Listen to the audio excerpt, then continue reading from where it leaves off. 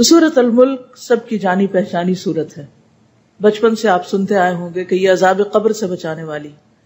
ہر انسان کے اندر عذاب قبر کا ایک خوف ہوتا ہے، اور حقیقت یہ ہے کہ یہ سورۃ الملک عذاب قبر سے نجات دینے والی.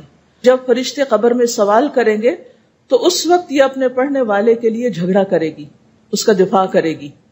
اور یہ ان صورتوں میں سے ہے جنہیں ہم روزانہ پڑھتے ہیں، اور اگر روزانہ نہیں پڑھتے تو ہمیں پڑھنا چاہیے. احادیث سے بھی اس سورت کے کچھ فضائل ہمیں معلوم ہوتے ہیں. ان کو اگر انسان ذہن میں رکھے تو اس کا حفظ کرنا، اس کا پڑھنا، اس کو سمجھنا، اس پر غور و فکر کرنا اور پھر اس کو روزانہ پڑھنا آسان ہو جاتا ہے. مسند احمد کی روایت میں اسے سفارش کرنے والی سورت بتایا گیا. آپ صلی اللہ علیہ وسلم نے فرمایا، اللہ کی کتاب میں ایک سورت ہے جس میں صرف 30 آیات ہیں. یہ آدمی کی سفارش کرے گی یہاں تک کہ اس کو بخش دیا جائے گا، یعنی جو اسے پڑھے گا اس کے لیے یہ سفارش کرے گی. ایک اور روایت میں ہے، قرآن مجید میں ایک سورت ہے جو اپنے پڑھنے والے کی طرف سے جھگڑا کرے گی یہاں تک کہ اسے جنت میں داخل کروائے. نبی صلی اللہ علیہ وسلم نے فرمایا، بے شک 30 آیات پر مشتمل ایک سورت قرآن میں ایسی ہے جس نے ایک آدمی کے حق میں سفارش کی حتیٰ کہ اس کی بخشش ہو گئی، اور وہ سورت تبارک الذی بیدہ الملک ہے.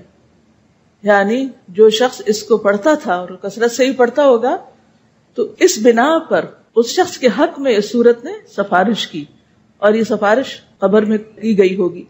اسی طرح نبی صلی اللہ علیہ وسلم نے فرمایا، سلسلہ صحیحہ کی حدیث ہے کہ سورت تبارک یعنی الملک عذاب قبر سے بچانے والی ہے. نبی صلی اللہ علیہ وسلم کا معمول تھا کہ وہ اس سورت کو پڑھے بغیر سوتے نہیں تھے. سلسلہ صحیحہ کی حدیث میں آتا ہے، نبی صلی اللہ علیہ وسلم اس وقت تک نہیں سوتے تھے جب تک سورت السجدہ یعنی الف لام میم التنزیل اور تبارک الذی بیدہ الملک نہ پڑھ لیتے. یعنی یہ آپ کے روزانہ کے معمولات میں سے تھی، اور اس سورت کا پڑھنا بہترین کاموں میں سے ایک کام ہے. عبداللہ بن مسعود سے مروی ہے کہ جس نے ہر رات تبارک الذی بیدہ الملک پڑھی تو اللہ عز و جل اس بندے کو قبر کے عذاب سے محفوظ رکھے گا. اور رسول اللہ صلی اللہ علیہ وسلم کے زمانے میں ہم اس کو المانع کہتے تھے. بے شک یہ اللہ عز و جل کی کتاب کی ایک سورت ہے کہ جس نے ایک رات میں اسے پڑھا اس نے بہت زیادہ پڑھا اور بہت اچھا کیا.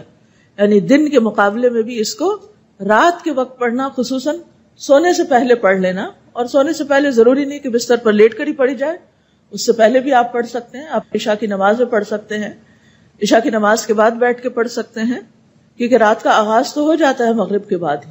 تو بعض اوقات یہ کہ اگر بستر پہ آپ پڑھنے لگتے ہیں تو آدھی ہی پڑھی جاتی، پھر نیند آ جاتی، سو جاتے ہیں. اس وجہ سے اس کو عشاء کے بعد کسی بھی وقت آپ پڑھ سکتے ہیں.